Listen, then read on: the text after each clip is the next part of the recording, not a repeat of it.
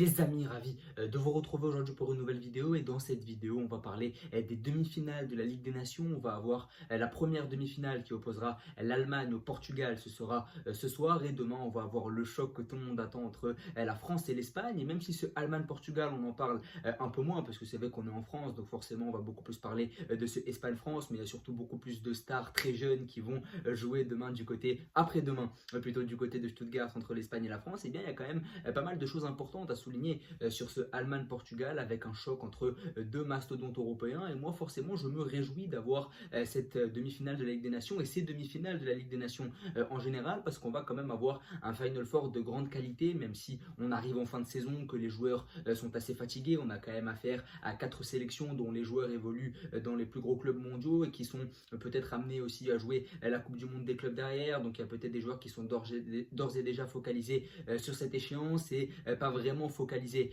sur la Ligue des Nations. Mais c'est vrai que c'est une compétition qui m'enthousiasme pas mal. Elle a pris pas mal d'importance. D'ailleurs, dans ce Final Four, 3 des 4 équipes engagées ont déjà gagné la compétition. Seule l'Allemagne ne l'a pas encore remportée. Donc c'est vrai que ça va être assez excitant aussi en termes de storytelling. Donc même si les organismes sont fatigués, même si on ne parle pas de l'Euro, de la Coupe du Monde, que ça arrive en fin de saison, je trouve quand même que c'est plutôt enthousiasmant d'avoir ces demi-finales de la Ligue des Nations avec pas mal d'individualités fortes et pas mal d'équipes aussi à analyser qu'on n'avait pas vu depuis longtemps. C'est vrai qu'en mainstream, l'Allemagne, le Portugal, l'Espagne, c'est des sélections qu'on n'avait plus vues depuis l'Euro dernier. Alors il y a bien eu ces quarts de finale qui avaient été exceptionnels, je trouve, en mars dernier avec ce Espagne-Pays-Bas qui avait débouché sur des tirs au but. On avait eu ce France-Croatie avec la France qui avait retourné la vapeur, renversé la vapeur plutôt sur le match retour. On a également eu ce Allemagne-Italie où les Italiens auraient bien pu gratter quelque chose avec un 3 partout, l'Italie qui avait été menée 3-0 à la mi-temps. Donc c'est vrai qu'on avait eu des quarts de finale de grande qualité. Le Portugal-Danemark, le Danemark avait remporté le match aller, le Portugal avait renversé la vapeur en allant en prolongation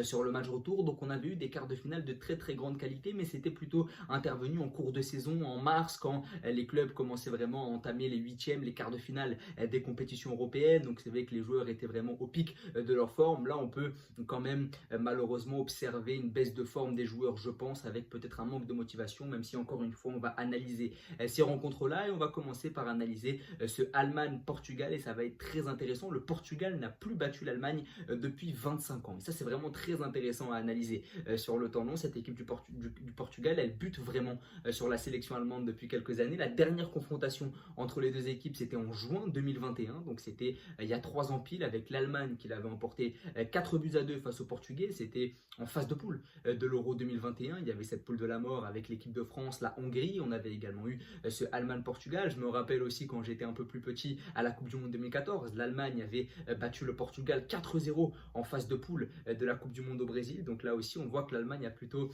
l'ascendant sur les dernières décennies sur le Portugal. Mais il y a aussi une évolution du football qui fait que ça s'est un peu rééquilibré aussi. Les échecs successifs récents de l'Allemagne dans les grandes compétitions internationales a fait que le niveau c'est un peu stabilisé, l'écart de niveau a été réduit. On va avoir un match de très très grande qualité, je pense. Je pense que l'Allemagne est favorite quand même de cette rencontre, même si le Portugal a déjà remporté la compétition et que l'Allemagne peut manquer un peu d'expérience sur ces rencontres-là, parce qu'il y a pas mal de jeunesse aussi en Allemagne. Mais je pense quand même que l'Allemagne reste favorite. Je pense qu'il y a plus de qualité du côté de l'Allemagne, et je pense que Nagelsmann connaît davantage son effectif que Roberto Martinez, qui a fait l'Euro dernier avec le Portugal, qui avait été éliminé en quart de finale. Le Portugal n'a enregistré qu'une défaite depuis l'élimination lors du dernier Euro face à l'équipe de France, mais on ne peut pas parler d'un Portugal qui est vraiment conquérant. D'ailleurs, Roberto Martinez est plutôt décrié au Portugal. Beaucoup veulent José Mourinho sur le banc de la Seleção. Ça pourrait être vraiment intéressant et ça pourrait vraiment marquer un peu la fin de la carrière de José Mourinho, de venir prendre sa propre sélection. Ça ressemblerait un peu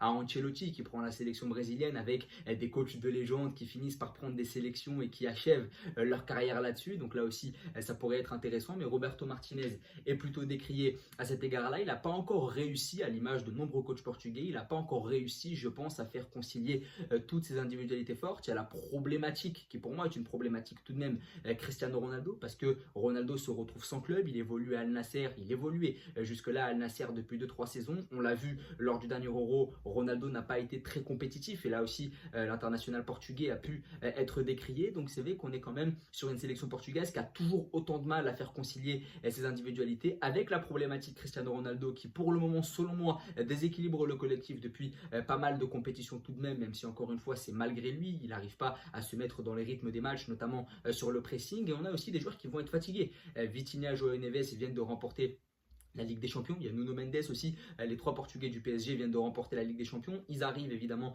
dans un état un peu de fatigue, d'euphorie aussi liée à la victoire en Ligue des Champions, donc on a quand même trois individualités fortes de cette sélection portugaise qui ne seront pas à 100% sur le plan physique mais aussi sur le plan mental, va demander à des jeunes joueurs de football qui viennent de remporter la Ligue des Champions de venir disputer la Ligue des Nations, forcément, psychologiquement, et c'est tout à fait humain, il y a quand même une redescente un peu de la pression. Cristiano Ronaldo arrive aussi en manque de rythme, il a fini son contrat avec Al Nassr, donc il n'a plus joué depuis quelques semaines, et puis il y a Leao, Bruno Fernandes, qui ont réalisé des saisons plutôt moyennes. Alors Leao, c'est collectif et individuel, Bruno Fernandes, c'est plus collectif tout de même, mais Bruno Fernandes, il a dû essuyer l'échec de la finale perdue en Ligue Europa face à Tottenham, il a dû porter un collectif toute la saison, et forcément, ça peut être éprouvant sur le plan mental. Raphaël Leao a réalisé une saison plutôt moyenne du côté de l'AC Milan où son comportement a pu aussi être décrié. Donc voilà, on est face à des individualités qui sont fatiguées pour les joueurs du PSG et qui sont en méforme pour des joueurs forts comme Leao, Bruno Fernandes, mais aussi Bernardo Silva qui a connu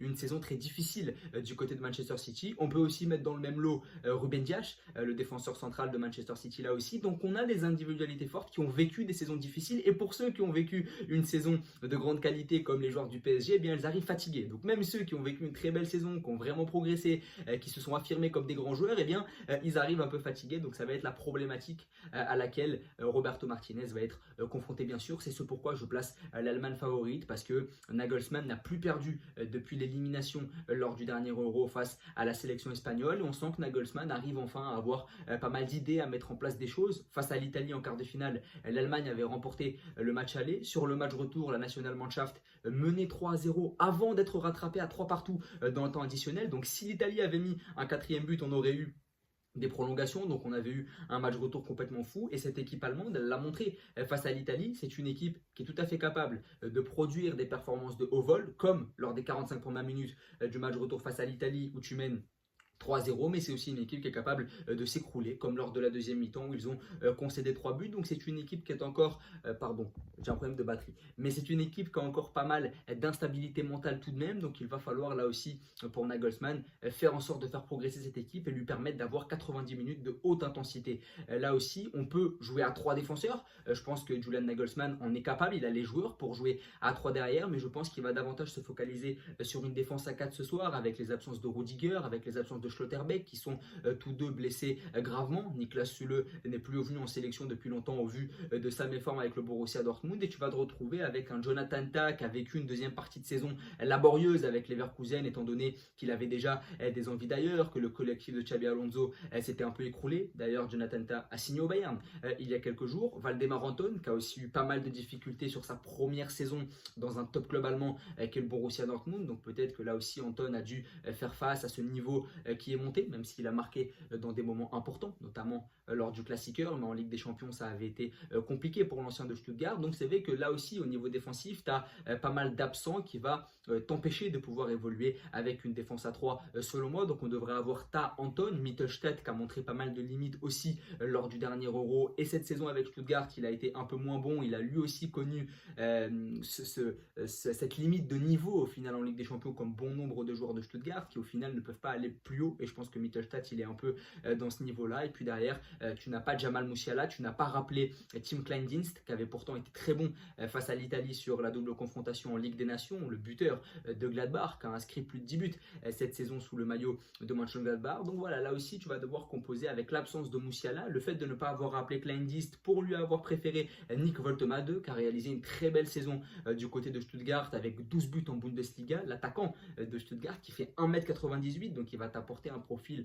très différent offensivement et dans la relation technique avec Florian Wirtz. J'attends de voir là aussi, il y a des joueurs irréguliers, alors j'aime beaucoup Leroy Sané, ceux qui me connaissent le savent parfaitement, mais Leroy Sané et Serge Gnabry c'est l'irrégularité incarnée, donc tu pourras pas forcément compter sur eux sur des moments comme ça, à part s'ils allument la lumière sur un soir, et ça peut être vraiment très pertinent de leur côté. Mais voilà, sinon tu n'as pas vraiment de valeur sûre du côté de cette sélection allemande, et tu as quand même des limites de niveau, je trouve. Anton, Mittelstadt, Jonathan Tah, même Robert Andrich ou milieu de terrain qui a beaucoup moins joué avec les Leverkusen sur la fin de saison. Tu as une limite de niveau, selon moi, dans cette sélection allemande. Des joueurs irréguliers, Sané, Gnabry, des novices, comme Voltema 2, notamment devant. Donc, tu vas devoir composer avec ça aussi. Füllkrug, qui a vécu une saison très difficile du côté de West Ham, après pourtant avoir atteint la finale de la Ligue des Champions l'année dernière avec le Borussia Dortmund, Manuel Neuer blessé, Ter Stegen qui n'a pas beaucoup joué avec le FC Barcelone cette saison à cause de sa grave blessure. Donc tu vas te retrouver avec un Oliver Baumann ou avec un Alexander Nubel qui a aussi un peu redescendu en termes de niveau par rapport à ce qu'il a pu faire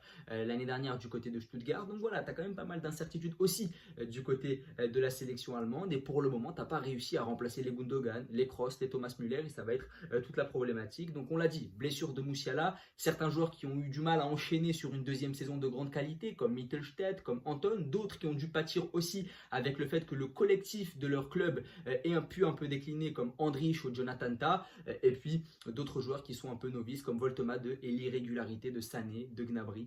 Donc là aussi c'est assez problématique bien sûr. Donc sur ce Allemagne-Portugal c'est plutôt intéressant, je me rends compte que j'ai fait 11 minutes sur Allemagne-Portugal, donc je vais avoir un tout petit mot sur le Espagne-France. Alors là aussi on va avoir un match de très très grande qualité, les deux équipes s'étaient déjà affrontées lors du dernier Euro, l'Espagne avait remporté la demi-finale 2-1 en écrasant l'équipe de France dans le jeu. Je trouve que l'Espagne avait été largement au-dessus. Maintenant, là aussi, c'est comme pour le Portugal. Cette sélection espagnole, elle compte un Fabian Ruiz qui vient de fêter la victoire en Ligue des Champions avec le PSG, donc ça va redistribuer les cartes au milieu de terrain. Rodri vient de revenir de sa grave blessure. Est-ce que Luis de la Fuente va le faire jouer sur ce match à haute intensité face à l'équipe de France? Il y a beaucoup de problématiques là aussi, mais si tu n'as pas Rodri et si tu n'as pas Fabian Ruiz, ce qui est bien avec l'Espagne, c'est que tu as un réservoir tellement étayé que tu peux mettre Zubimendi, tu peux mettre Mikel Merino, tu peux mettre Gavi, tu peux mettre Fermin Lopez. Donc il y a beaucoup de joueurs dans cet entrejeu espagnol. J'allais dire catalan, mais il y a tellement de joueurs du FC Barcelone qu'on peut le dire aussi. Mais c'est vrai que là aussi, cette équipe espagnole, elle peut aussi compter sur le retour. Disco, devant, tu vas avoir les deux flèches, Yamal et Williams, même si je trouve que c'est assez réducteur de parler de flèches quand on parle de ces deux joueurs-là qui sont très à l'aise aussi balle au pied, c'est un euphémisme que de le dire. Donc voilà, tu as une équipe d'Espagne de très grande qualité. Et puis, on avait beaucoup reproché à la Roja d'avoir naturalisé le Normand et Laporte. Mais là, tu as deux joueurs espagnols aussi de grande qualité, deux jeunes avec Koubarsi et Huysen qui vient de signer du côté du Real Madrid. Donc, il y a aussi pas mal de qualité. L'expérience de le Normand et Laporte, la jeunesse de Huysen et Koubarsi. La blessure de Carvajal va faire que Pedro Porro sera sûrement titulaire. C'est le seul point faible, selon moi, de cette sélection espagnole. C'est là où tu es un tout petit peu limité. Peut-être avec le poste de 9 aussi, où Morata est vieillissant, il est parti finir sa carrière à Galatasaray et où Samu a pu vivre une saison un peu difficile du côté de Porto. Pareil pour Oyarzabal qui sur le plan collectif a vécu une saison difficile avec la Sociedad, mais il avait marqué face aux Pays-Bas en quart de finale, il avait été également le buteur vainqueur de cet Euro face à l'Angleterre en finale de l'Euro 2024. Donc voilà, il y a quand même pas mal de certitudes, plus que du côté de l'Allemagne, du Portugal ou de la France chez cette sélection espagnole. Et côté français maintenant, on a le réservoir offensif de grande qualité, mais j'ai l'impression que cette équipe de France, il n'y a pas une si bonne ambiance que ça quand même. J'ai l'impression que cette équipe de France là, avec le Ballon d'Or, je trouve que c'est une thématique qui commence un peu à fragiliser le vestiaire. On le voit dans la communication, Deschamps est plutôt tâton, Deschamps fait plutôt dans la langue de bois, donc j'ai l'impression que cette thématique du Ballon d'Or et la victoire du PSG en Ligue des Champions a un peu fait du mal à ce vestiaire de l'équipe de France, pardon, où les égos